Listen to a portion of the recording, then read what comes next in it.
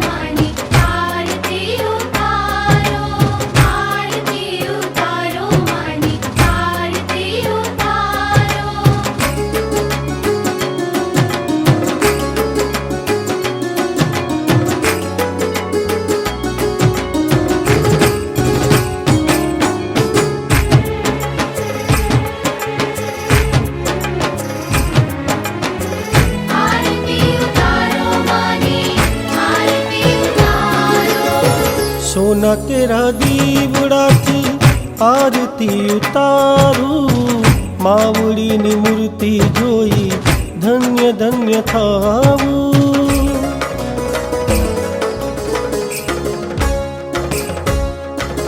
सोना केरा दीवड़ा की आरती उतारू, मावड़ी नी मूर्ति जोई धन्य धन्य थावू। मारी सिद्ध सरवाड़ी देवी उमिया माड़ी, मारी सिद्ध सरवाड़ी देवी उमिया माड़ी।